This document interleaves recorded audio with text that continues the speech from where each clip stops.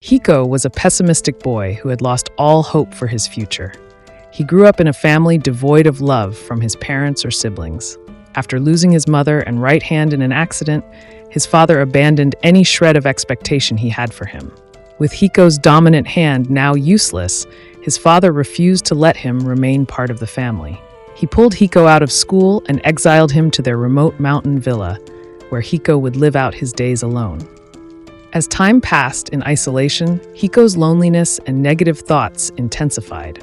He often wondered how much easier it would be to simply sleep and never wake up. One frigid winter night, a knock came at the door. Hiko answered to find a girl his father had purchased to be his wife. Her name was Yuzu. No prominent family would offer their daughter to Hiko, so his father bought a bride to care for him. Knowing Yuzu must have dealt with the harsh weather, Hiko gave her his coat and showed her to her room without saying much. The next morning, Hiko woke up to some strange sounds as Yuzu cleaned the house. She wanted to help, so she insisted on washing Hiko's face and told him to catch more sleep to avoid dark circles under his eyes. But Hiko wasn't a fan of her being too forward, so he headed back to his room. Yuzu followed, tidying up as she went. Later, she went to the village to grab some veggies and make breakfast. Despite all her efforts, Hiko stayed unmoved. He couldn't believe he was stuck in such a miserable situation, and now she was making it even more annoying. Just then, Yuzu barged into the bathroom, insisting on scrubbing his back. Hiko couldn't help but wonder what was up with this girl. Taking in her attitude and energy, he thinks she must have lived the easy life. But Yuzu tells him she has two worries, and both of them are very big. Hiko then remembers she was sold off to pay her folks' debts, so her life has been anything but easy. Just then, Yuzu lets down her hair. It's so puffy and wavy that she finds it downright embarrassing. Seeing her get so worked up over it makes Hiko laugh, though he quickly apologizes. Yuzu doesn't mind one bit. She's glad to see it gave him a laugh, but Hiko's had enough of her pestering him, so he asks her to leave and gets back to his bath. It's New Year's Eve 1921, and another year is nearly done. But it makes no difference to Hiko. He's lost in thought as usual, remembering how his whole family wished he'd died in that accident too. Just then, Yuzu comes into the room. She lights a fire and makes some tea. Hiko finds her annoying. He asks if she doesn't mind being married to a guy with such a gloomy demeanor and a few quirks like him. She tells him to let it all out. How much he resents her rotten luck. Yuzu pours the tea and hands it to him. She sings a soothing tune that reminds Hiko of his mother singing to his little sister in younger, happier days. But his dark thoughts soon return. He's fed up with being unwanted, fed up with getting hurt. Every night, he thinks that if he dies, no one will mourn him. Yuzu gently pats Hiko on the head to comfort him. Hiko asks why someone who isn't even family is being so kind to him. Yuzu explains that when she was first bought for 10,000 yen, she worried about what kind of man her future husband would be. But as soon as she met Hiko, she knew right away how kind-hearted he was and that he would cherish her forever. That's why she wants to cherish him too. She takes his hand and asks if they should sleep together since it's the new year. Flustered, Hiko agrees. But now he's freaking out because he has no idea what to do in these situations. He tries to get some bedroom inspiration from a dirty magazine. However, Yuzu only meant literally sleeping in the same room together. She apologizes if he was hoping to share a futon, but they aren't married yet, so it would be scandalous if anything happened between them. Yuzu has never loved anyone before, but she promises to save herself for Hiko. She bids him goodnight and goes to sleep, leaving Hiko puzzled by this odd girl. As he closes his eyes, he suddenly wakes up to find it's a new year and Yuzu greets him cheerfully. She presents a delicious traditional breakfast, but Hiko is too preoccupied thinking about their conversation last night to fully enjoy it. Later that afternoon, as Yuzu is bathing, Hiko accidentally wanders into the bathroom. He quickly covers his eyes, apologizes, and runs away. Afterward, a mortified Yuzu apologizes for exposing her naked self. Hiko assures her he didn't see anything through the foggy room, though a small part of him wishes he had caught a glimpse. After the awkward encounter, Yuzu serves lunch. Just then, Hiko receives a letter from his father explaining that his elder siblings have received marriage proposals. However, if the other families discover they have a useless younger son, it would bring dishonor and ruin the engagements. So to prevent this embarrassment, his father has decided to declare Hiko dead in a tragic accident. Hiko is utterly devastated. When Yuzu cheerfully invites him to dinner, he snaps at her to leave him alone. Poor Yuzu tosses and turns, unable to sleep that night. The next day, Hiko still refuses to emerge from his room, so Yuzu distracts herself by doing household chores. That evening, Yuzu has had enough. She barges into his room and finds Hiko burning up with fever. As she nurses him back to health, he confesses about the letter, saying it would be better if he just died so his family can get what they want. Yuzu grabs his face and says sternly, "Don't joke about dying. It's not funny." She hugs him tightly and promises they will figure things out together. By the next morning, Hiko's fever has thankfully passed. He goes looking for Yuzu and finds her happily singing and cooking breakfast. When she sees him, Yuzu freaks out that he's out of bed and orders him to rest more. But Hiko says he was lonely and bored without her. Yuzu checks his temperature and is relieved the fever is gone. To thank her for taking care of him, Hiko suggests they take a trip to Tokyo. Yuzu eagerly agrees. When they arrive, she is amazed by all the fashionable city folk, though Hiko is terrified by the crowds. He had sworn never to leave home again, but decided it was worth it to make Yuzu happy. As they walk into a huge store, Yuzu is bouncing up and down like a kid in a candy shop. To thank her for the date, Hiko wants to buy her a nice kimono. After picking out two options, Yuzu asks him which one he thinks looks better on her. They both look great, so Hiko tells her to take them both. Yuzu freaks out because they cost a fortune, but Hiko assures her he's got plenty of cash to spend. After buying them, Yuzu promises she'll treasure them forever. In fact, she says when they have kids one day, she'll pass the kimonos down to them as a family heirloom. Hearing Yuzu talk about their future kids makes Hiko turn bright red.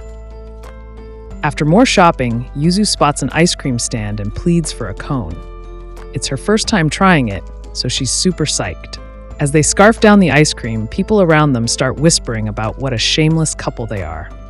Afterward, they hop on the train back home. Exhausted from the day out, Yuzu conks out on Hiko's shoulder. When she starts to slip off to the side, he pulls her in close so she can snooze in peace.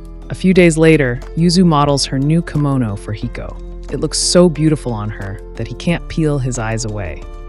Just then, Hiko's younger sister Tamahiko shows up unexpectedly. Hiko is horrified to see her waltz in with all her luggage, planning on staying for a few days. He freaks out and reminds her this is his place now. But Tamahiko doesn't care since he's dead to the family anyway.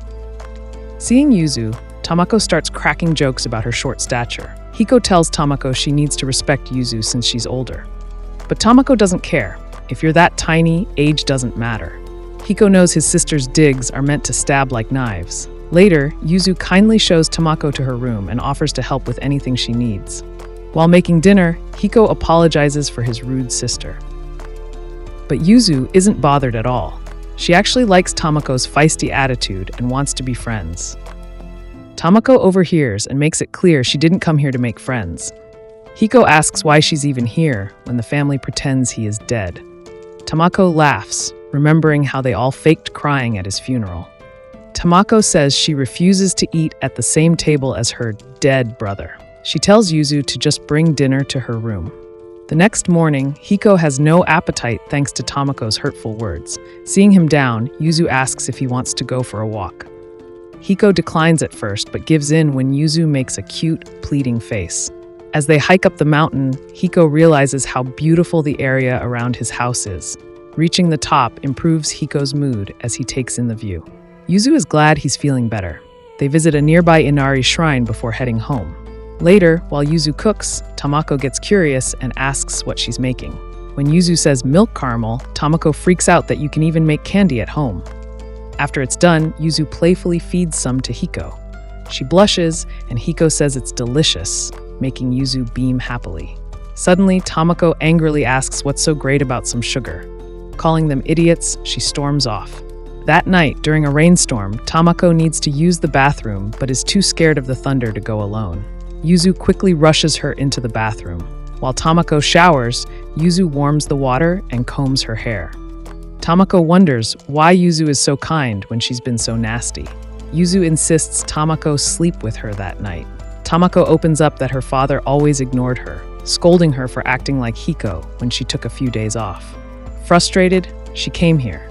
Yuzu feels bad, saying if she was Tamako's big sister, she'd never let such a cute little sis feel lonely. But Tamako disagrees. With her attitude, no one would want a sister like her. Yuzu assures she would be happy to have Tamako as a sister.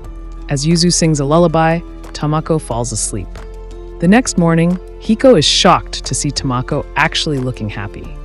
It's the first time he's ever seen his sister like this. Despite the happiness, Tamako has become possessive of Yuzu, excluding Hiko as they grow closer. After listening to music together, Yuzu goes to buy groceries and do chores. It's been over 6 months since she started living with Hiko. Now he's unsure whether he still desires her affection. As Yuzu heads to bring them iced tea, she suddenly collapses. Tamako finds her passed out with a fever. Hiko tries to carry Yuzu, but Tamako refuses, saying with one hand he might drop her. Instead, Tamako carries her to a nearby room of Hiko's. When Yuzu wakes, even with her fever, she worries for them and says to eat the soup she made. Tamako goes to find a doctor in the village. She tells Hiko to at least be useful and cool Yuzu's head. Later, Tamako returns with a doctor and nurse to examine Yuzu. As they examine Yuzu, Hiko draws well water and brings it to the room. But with one hand, he struggles, dropping the heavy bucket. Tamako shoots him a look, telling him not to do anything else now. The doctor later scolds Hiko, stating that he may know the arrogant Shima family, but it doesn't give him the right to mistreat a servant so harshly. No amount of money can undo such damage.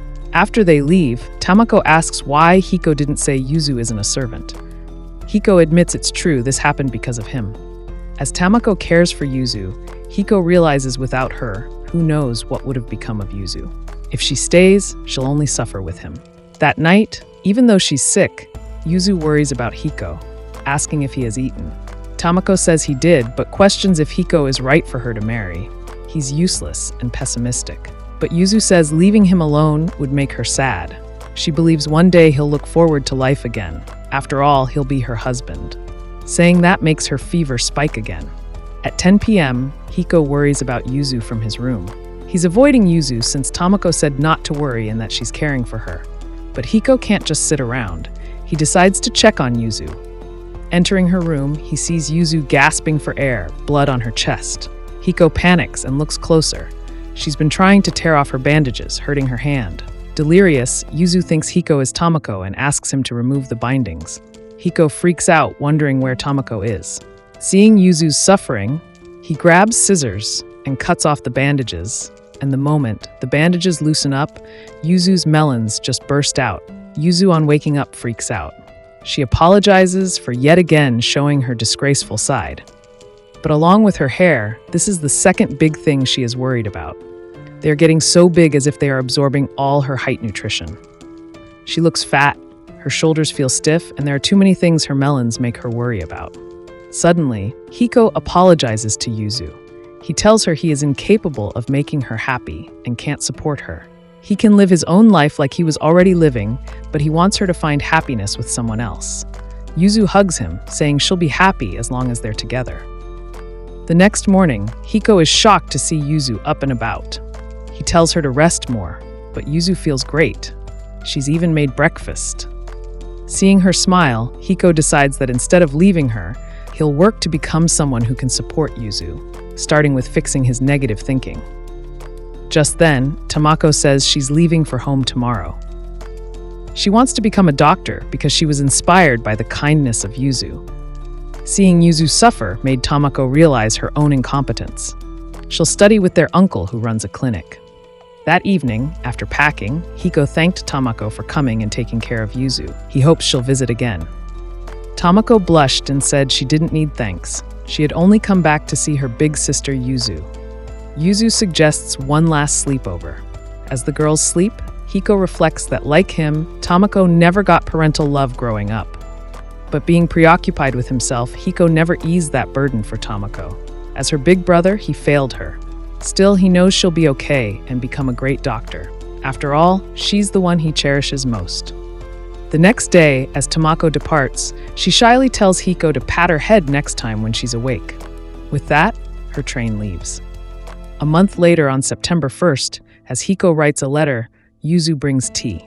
She suddenly remembers it's market day and rushes off to the village. Hearing about the village, Hiko worries, recalling the doctor's words. In town, people gossip about a little girl living alone with a man in the mountains. But Yuzu ignores them and shops on. Hiko comes running to help carry things, realizing the rumors about them. But they don't bother Yuzu. She's happy that this is their second outing together since Tokyo. They spend a fun half-hour shopping for produce, eating, and drinking. Seeing books, Hiko gets excited. Reading was his childhood escape when his parents ignored him, even on birthdays. After buying books, they head home. That night, Yuzu makes a feast for Hiko's birthday. She handcrafted a bookmark, knowing he loved reading. Hiko is deeply moved by the thoughtful gift.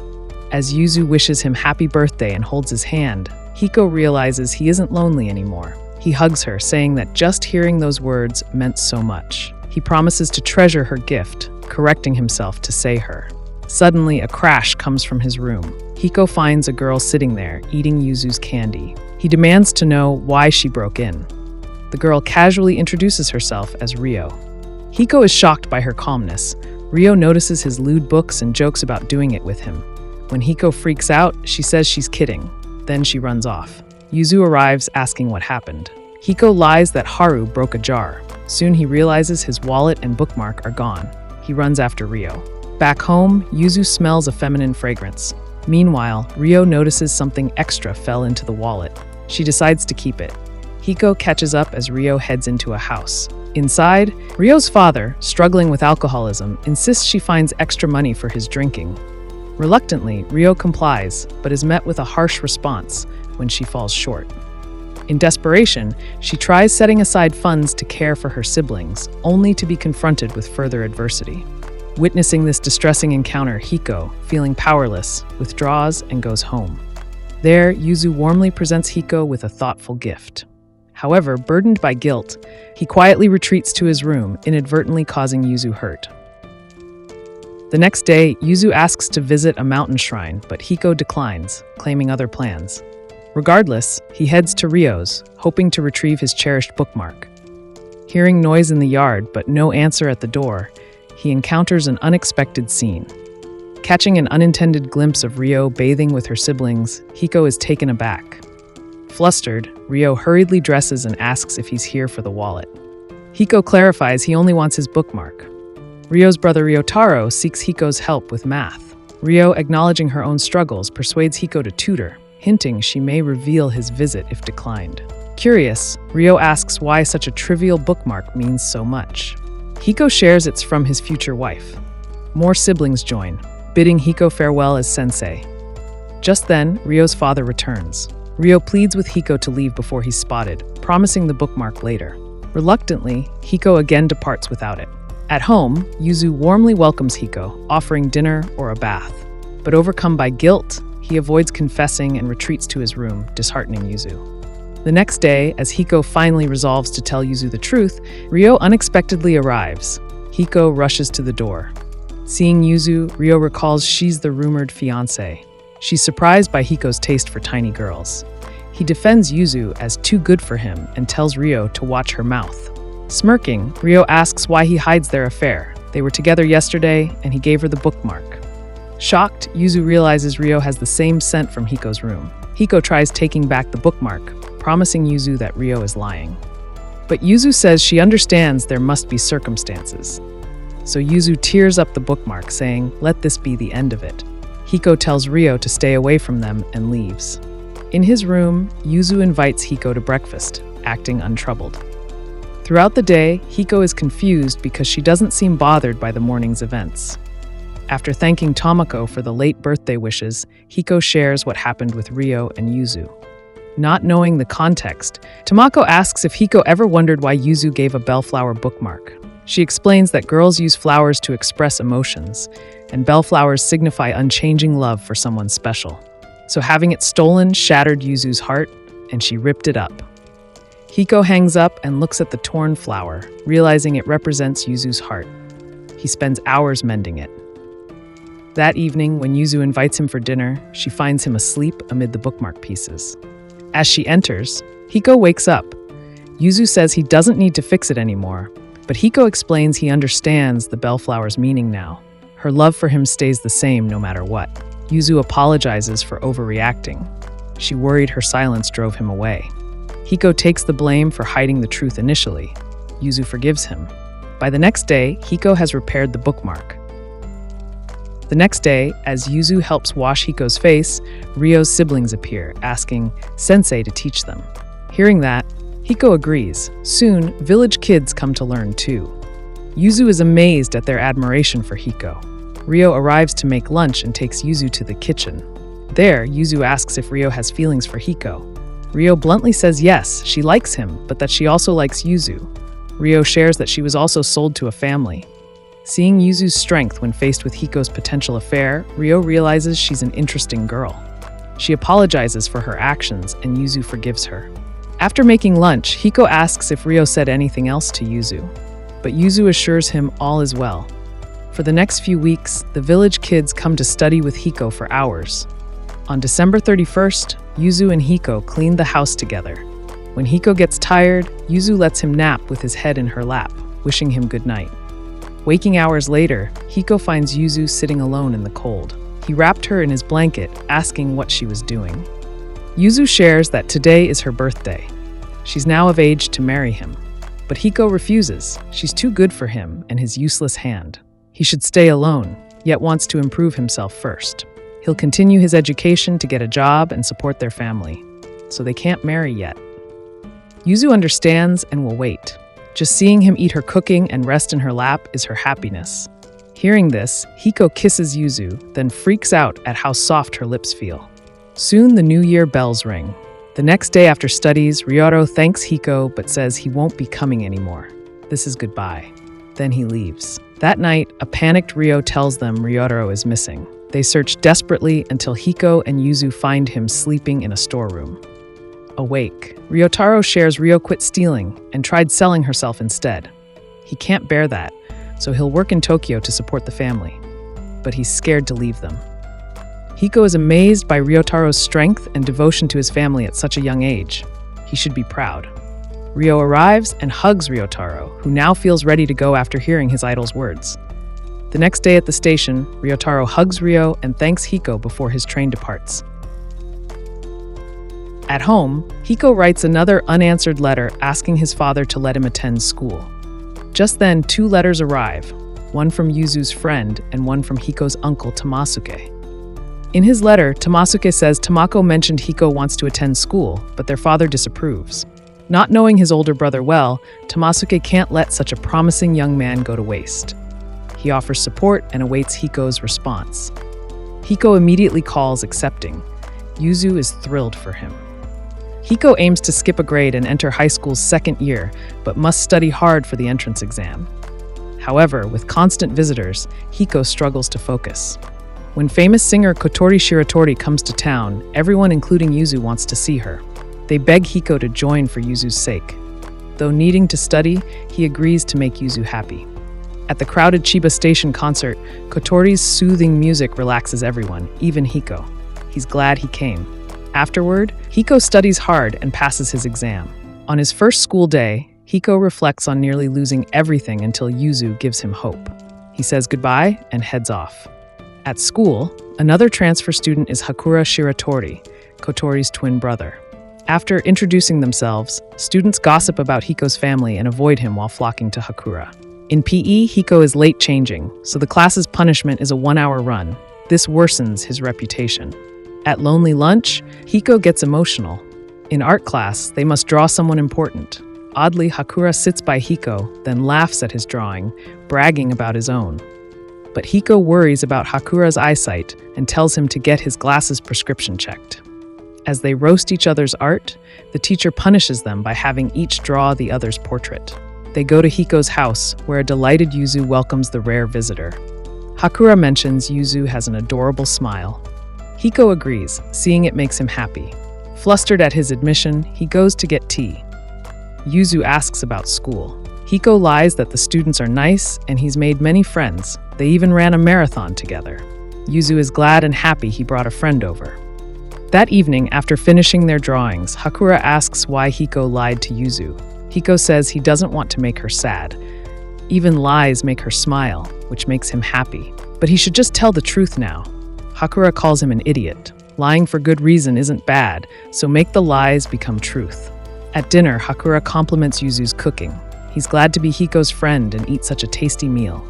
Hearing Hakura call him a friend makes Hiko blush. The next day, Hakura brings his sister Kotori. At first, Yuzu doesn't recognize the famous singer. When Kotori shows her face, Yuzu panics. Kotori wants to learn about love from Yuzu for a song she's writing. Hearing of Yuzu and Hiko's love inspired her to reach out. They happily show her the guest room where she'll stay during her creative process. After Hakura leaves, Kotori begins observing and taking notes. When the village kids arrive to study and freak out seeing Kotori, they end up singing together instead of studying. At school the next day, a student forgets his pencil case. With no spare, Hiko offers his own. The student thanks him. Then Hakura shows an adult magazine that Hiko supposedly lent him, impressing their classmates with Hiko's coolness. After school, Hakura asks about Kotori. Hiko says she's enjoying herself, but struggling with the songwriting. Since Kotori's stay, Hakura hasn't visited, so Hiko invites him over. But Hakura declines. At home, stumped Kotori asks Yuzu how she met Hiko. Yuzu recounts being bought to serve as Hiko's wife. She was scared at first, but relieved by his kindness. Her emotions went everywhere, bringing fear and joy. Kotori asks if Hiko is always on her mind. Blushing, Yuzu nods. This helps Kotori understand love better, gratefully saying the song will be great now. Yuzu knows Kotori takes music very seriously, unlike Hakura, who loved it first. Later, Hiko shares the feeling that Hakura is avoiding Kotori. Yuzu tells him what she heard from Kotori. At school, Hiko asks Hakura about him and Kotori. Hakura decides to come clean. He loved music first, giving his all until a disease stopped him for years. He gave his guitar to Kotori and promised to sing together again when healthy. But after a miraculous recovery, superstar Kotori had emerged. Though she reminded him of their promise, Hakura felt too worn out and inadequate to catch up now. He calls himself pathetic for his inferiority complex. Hiko says he also felt like dying when looking at his hand or remembering his family's torment. But Yuzu helped him take the first step to improve. And like her, Hakura has helped him too. Hearing this, Hakura is glad to be Hiko's friend. Now he believes he should keep his promise to Kotori. The next day is the debut of Kotori's love song. A huge crowd gathers. But first Hakura sings their childhood song, dedicating it to his sister. Kotori is moved to tears and joins in. After their duet, Kotori sings her new hit love song. That evening, awestruck by the song, Yuzu feels like saying, "I love you" to Hiko, but just hugs him shyly. The next day, Yuzu gets a letter from her pregnant friend Midori, who is getting married. Though backward, Yuzu is thrilled for her. Before moving to her fiancé's, Midori invites Yuzu to Tokyo for a few days. Yuzu worries about leaving Hiko's meals, but he insists she go enjoy herself. He'll be fine. They visit a shrine to pray for Midori's future, and Yuzu suggests coming back when they have a baby too, embarrassing Hiko. The next day, as Yuzu prepares to leave, Ryo will make Hiko's meals. Yuzu says she'll miss him. As they almost kiss goodbye, Hiko stops himself, saying they'll do lots of kissing when she gets home. But he wonders why he said that. In Tokyo, an emotional Yuzu and Midori reunite after a long time apart. Midori shares her troubles getting pregnant before marriage. Though her parents were angry, her wonderful boyfriend took responsibility and proposed. Yuzu gives her the good luck charm. Later, Midori asks if Yuzu will marry. Yuzu says Hiko doesn't want to yet, so she'll wait. Worried, Midori asks what if he never does? Yuzu calmly says she'll stay by his side regardless, but then realizes that means no kids, which she wants badly. Seeing Yuzu happy, Midori is relieved for her sold-off friend. On September 1st, 1923, with Yuzu set to return home, impatient Hiko waits restlessly. Suddenly, the devastating Great Kanto earthquake strikes, reducing the village to rubble in minutes. Seeing the small village's damage, Hiko worries desperately for Yuzu in Tokyo, picturing her trapped or burned. As the aftershocks continue, he hears Haru in Yuzu's room. There, he finds a letter from her. In it, she wishes him the best for his birthday and about the gloves and muffler she has sewed for him as a gift. Once she returns, they will both ride on a bicycle in the cold winter. Hiko realizes no matter what the situation, Yuzu is the strongest girl he has seen. He believes she will definitely survive this ordeal, but he cannot just sit and do nothing. He promised to stay beside her and protect her, so he decided to go to Tokyo. Without wasting any more time, Hiko gets ready, prepares the meal, and heads out. On his way, he meets his students in Rio. Rio also wants to come with him because of Ryotaro. The little ones are also worried about their brother and assure they will be all right by themselves. Knowing the house has been destroyed and many are injured, Hiko tells them while he is gone, he wants them to bring every villager who has lost their home to his house. His grandfather made the house sturdy, so it's very fine. Everyone thanks him, and with that, Hiko and Rio depart. On the way, they come across other villages where the condition is also brutal. The trains are off-railed, houses are destroyed, and people are in complete despair. By evening, he arrives in Tokyo. There, the situation is even worse. The buildings aren't standing, and people all over are trying to find shelter. He shouts Yuzu's name, but just then a person calls him. The moment Hiko sees it's Tamako, he collapses from exhaustion. When he wakes up, he sees Tamasuke's uncle. Medical groups throughout Japan have come here to treat people after hospitals have been destroyed. He advises him to rest for some more time, but Hiko can't. He needs to search for Yuzu immediately. Tamasuke tells him it might sound cruel, but finding one young woman in Tokyo amidst the situation is almost impossible. But Hiko just can't sit here doing nothing. He believes Yuzu is definitely alive. Hearing him, Tamasuke is surprised as well as amazed to see how positive he has become. He would like to meet the girl who has done miracles on his nephew as well as on his niece. With this, Hiko, Rio, and Tamako are ready to head out. They split up and search for Yuzu and Ryotaro. Hiko comes around a statue on which many missing people's names are. So he puts Yuzu's name and continues his search. On their way, they visit many first aid sites, but no matter where they look, they aren't successful. On going further ahead, Hiko comes across people who are talking about burned corpses being cremated right on the spot. Hearing this, Tamako begins to panic, realizing they might never see Yuzu. At first, Hiko is also in shock, but he knows he has to be strong in front of Tamako, so he comforts her and assures her Yuzu will be fine. By the time it's night, they come across a girl who is about to take her life. However, it's Midori who just came here to pray. On seeing the good luck charm, Hiko realizes who she is. He asks about Yuzu, and she shares that while they were escaping, they got separated. After she lost consciousness, the next she woke up was at the first aid site. Midori blames herself for the current situation. If she hadn't called Yuzu here in the first place, she would have been fine. Hiko comforts her not to think like that. He tells Tamako to take care of Midori and goes to search for Yuzu. Without any rest, he visits first aid sites, as well as those who have died. The next day, he comes across Kotori and Hakaru, who are singing to cheer up people and helping in handing out the rations. Unknowing about Yuzu, Hakaru and Kotori also begins to worry for her. Hiko receives rice balls from Kotori and continues his search. Thankfully, Ryotaro has been found, and the villagers are being treated in Hiko's house, so now it's only Yuzu who is left. Suddenly, a boy steals the rice balls and runs away. But when his sister falls down and is caught, he returns and begs Hiko to not hurt his sister. Hiko assures he won't, because he too has a sister. He gives them the rice balls and gets to know they have been separated from their parents. They take Hiko to the place where they are staying and share how an older sister who was helping them suddenly fell. Unknowing the girl's name is Yuzu, Hiko immediately goes inside the house and finds her unconscious. He tells the kids to go just a bit ahead where they will find Kotori Shiratori. After this, he carries Yuzu and heads to the hospital.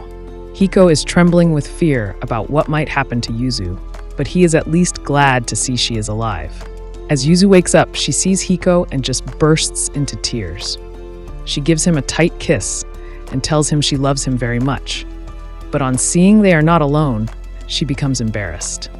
Everyone is very glad to see her all right. Tamasuke meets Yuzu and thanks her for taking care of his nephew. As Yuzu eats the rice porridge, she begins to cry. She was so scared that she might never see Hiko again. Just then, Hiko's father Yoshi and Hiko's elder sister come. Tamaki was injured in the earthquake, and so Yoshi wants Tamasuke to visit his home immediately. But Tamasuke refuses. After what he did to him, he is no longer a part of Shima's family. And above all, there are people he has to take care of. On seeing Hiko, Yoshi asks what a dead person is doing here. Tamasuke defends Hiko and says he has become stronger. Hiko traveled and came here in search of his lover, so he was not the person he used to know. Yoshi doesn't say anything, and before he leaves, Hiko expresses how glad he is to see him in great condition. However, Yoshi ignores him and leaves. After this, for the next few days, they all help the people in need, and later return to Chiba to help and build the village there. A month later, the village finally has been completely built, and Hiko and Hakuro are relaxing in the hot spring. When he returns home, everyone wishes him a happy birthday. They all are late, but they are glad everyone is here to enjoy it. After celebrating, Yuzu and Hiko visit the Inari statue in the mountain. There, Yuzu once again tells Hiko how much she loves him. She wants to hold his hand and give him a lot of kisses. There are so many indecent things coming into her mind that she turns red. Hiko thanks her for coming into his life. He also says he loves her, and both of them share a kiss.